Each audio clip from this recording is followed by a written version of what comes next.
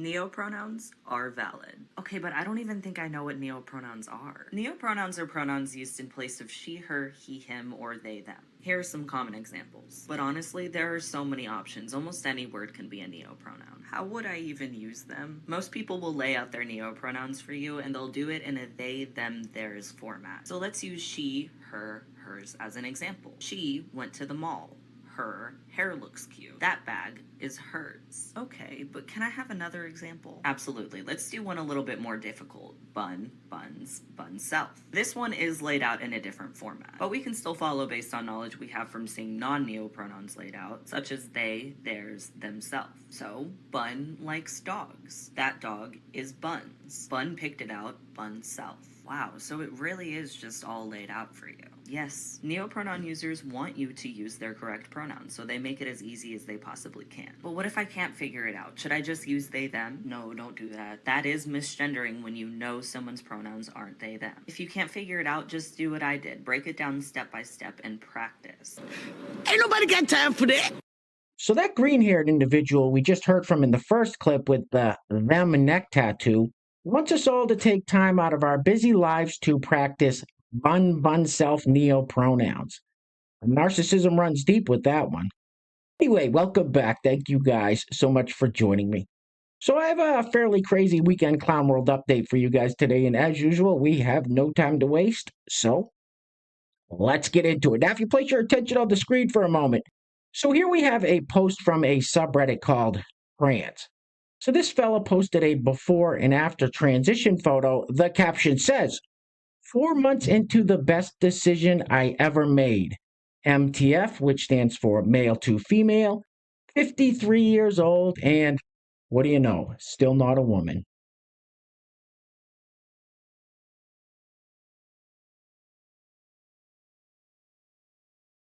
They're the same face! Doesn't anyone notice this? I feel like I'm taking crazy pills! All right, let's keep it moving with this typical Democrat voter trying to defend the Biden-Harris administration on the catastrophic job they've done at the border. First, she says that walls don't work. She realizes how ridiculous that sounds and says, walls do work. Someone commented on her TikTok, she had one job as border czar. She has had 4 years to do it. She is lying through her teeth. She wants the border open or they would have continued the wall. Camel toe Harris doesn't have, and then the sentence cuts off, and here is her response. Roll it. Mr. Sooner, I see that you're upset that a strong, intelligent woman is beating a felon. And by saying that, I know that you're upset because of what you said in your last sentence. It tells me that you are scared of women like that. Don't be scared, Mr. Sooner. Kamala was not the border czar. You need to see who's in charge of the border, sweetie. The people that are in charge of the border are Homeland Security and Congress to make laws. Building a wall doesn't help shit. I'm sure you've seen the videos of people climbing over walls, cutting walls, walls falling down, tunneling under walls. Yeah, walls in many areas do not work. What we need, Mr. Sooner, we need more border agents. We need more technology, things like drones and stuff like that. We need more technology. Walls in places do work. They stop fast, people coming over quickly. But it doesn't work in the long term, sweetheart. And as far as your last comment, I'm voting blue to save the women in your family. You have a blessed day. What the hell did you just say? Building a wall doesn't help shit. A few moments later. Walls in places do work. They stop fast, people coming over quickly. You one crazy ass bitch! So you saw that, you heard that. First it was walls don't work, then it was walls do work. That lady probably has a giant fence around her house. Anyway, next up we have this clip of Chuck Todd in 2022 interviewing Vice President and border czar Carmelo Harris Then we're going to see a clip of her more recently here in 2024 as the presidential candidate talking about the border. Roll it. Would you call the border secure? The border is secure. You're confident this border is secure? We have a secure border. As your president, I will secure our border. You lying bitch. She is lying like a motherfucker. I know that. Ooh, that TSA shit tingles. This motherfucker's lying. All right, next up we have this lovely lady, Tanya McKenzie, who is an LA County commissioner, suggesting that Trump's assassination attempt was a hoax that he planned himself. Roll it. As disgusting as it is for someone to make up something like this, we have someone running for president right now who puts plans together to disparage others, to cause chaos, to make people think that someone is trying to assassinate him, to take attention off of the fact that he's a complete failure. Whenever he's not getting enough attention or things are not going his way, something crazy happens, and that's not new. And his followers just keep following and keep supporting. What's wrong is wrong.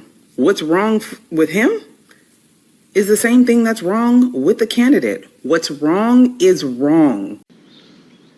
You know, it's amazing. You are 100% wrong. I mean, nothing you've said has been right.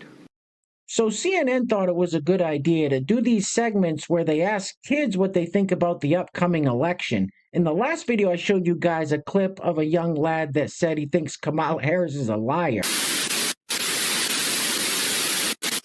What's the first word that pops into your head when you hear the name Kamala Harris? Liar. It's funny because it's true. So next up we have this young lady who starts off kind of slow but finishes very strong. I think she was just trying to be nice to the reporter here. Roll it. It'd be good for us to have a black woman as president for the first time in history. Yeah. But my vote's kind of still on Trump.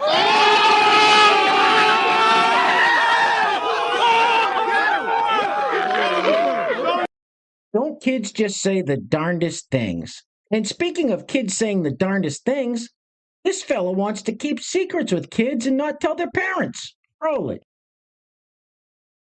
I don't know who needs to hear this, but if a child, a minor, comes out to you as trans, gay, lesbian, bi, whatever, your first move should not be immediately to go tell the parents. That's not it, and here's why. Thank the child for sharing that information with you. Let them know that you support them and are happy that they know who they are. But you should also ask if there's anyone that they're not sharing this information with and who you can share this information with. Because they may have come out to you because home is not a safe or supportive place for them. Your move is to just go tell the family or the caregivers. You could be putting them in a really, really unsafe situation. What did you say? I don't know who needs to hear this, but if a child, a minor, comes out to you as trans, gay, lesbian, bi, whatever. In your circle, I'm sure you got all kinds of gays and trans whatevers of all stripes, but not where I come from. Hey guys, real quick, before we go any further, I want to give a huge shout out to the sponsors of today's video. And while I'm doing that, I'm going to let this loop on the screen. I can hear those trousers screaming for help. Anyway, today's video is being brought to us by our first sponsor is none other than Pastor Bob Rogers. Our second sponsor of today's video is David Mullins. And last but certainly not least, all the way from Vietnam, celebrating his 58th birthday today, Sean Pierce. So Pastor Bob, David, and Sean, thank you guys so much for sponsoring today's video. I really appreciate the support. And I want to give a big shout out to today's honorable mentions, Timothy Plum and Pastor Bob Rogers, for each leaving a super thanks on the last video. So Timothy and Pastor Bob, thank you guys so much. I really appreciate it. So once again, today's video sponsors are Pastor Bob Rogers, David Mullins, and the birthday boy himself, Sean Pierce, with the honorable mentions going to Timothy Plum and Pastor Bob Rogers. Now, if you'd like to sponsor the next video and help support the channel, there is a PayPal link in the description box below, and I will say your full name as a sponsor of said video unless stated otherwise by you. All right, I think we've all watched this young lady struggle enough to get those trousers up. Get this off the screen, please. Oof.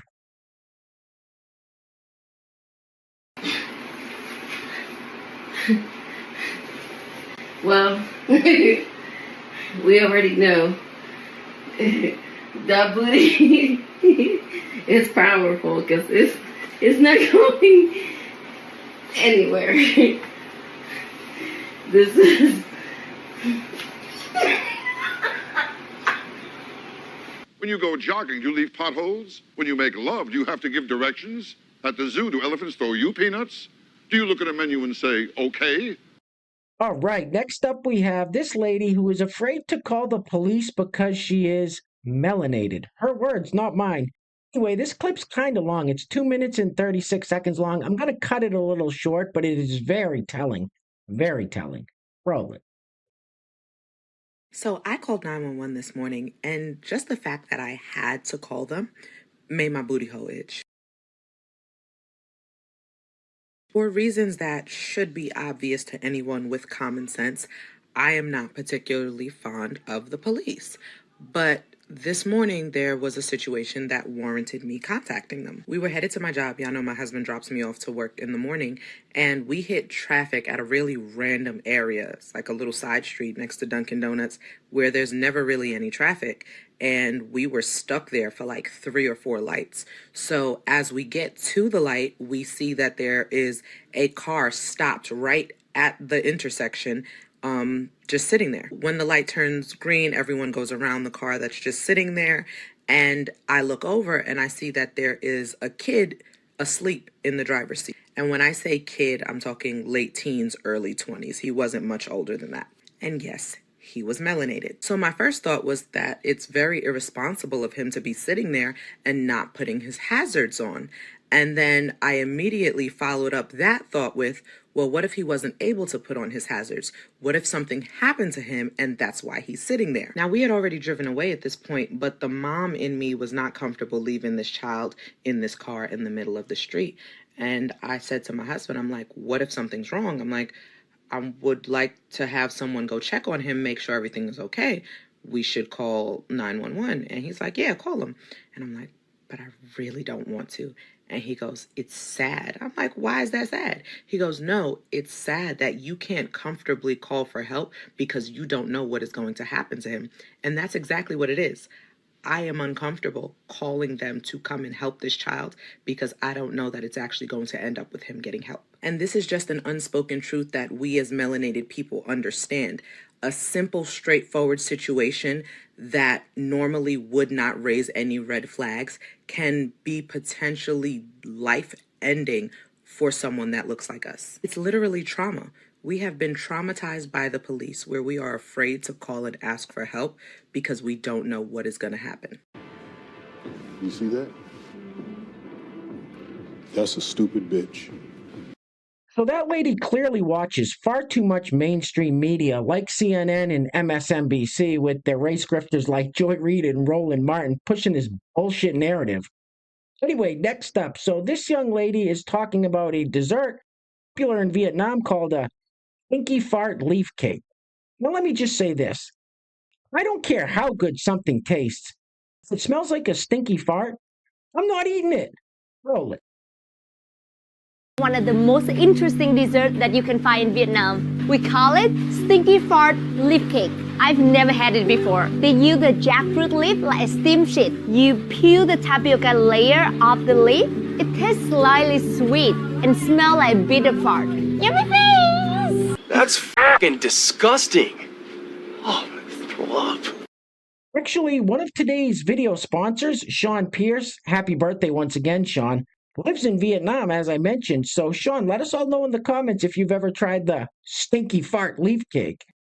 Anyway, we're going to be wrapping it up with this news clip that when I first saw it, I thought it was a parody, but it's not. It's real.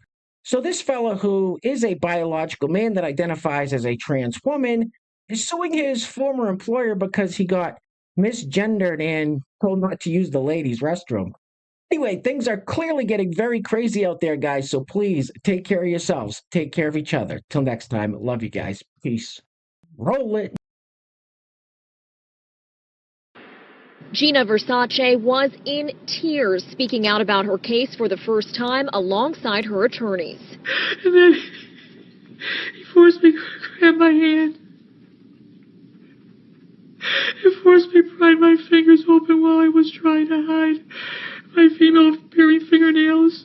Versace was a banquet server at the Starwood Swan and Dolphin hotels when she says she was harassed because she's transgender. She says she was also punished for using the women's restroom. For over the next 7 years, there was daily abuse because of my gender identity, including misgendering with the wrong male pronoun. Even though I had a court order that said that was illegal for them to do that. Wicked facial expressions, verbal threats, to the point that I thought I may have been even. The Starwood fired her over her identity and her complaints about the way she was being treated. Instead of following their own written policies of zero tolerance for harassment, discrimination, and retaliation, allowed the hostile work environment to spread like a raging wildfire. What did you say? What the did you just say? There was daily abuse because of my gender identity, including misgendering with the wrong male pronoun. You're a pussy. And you ain't black.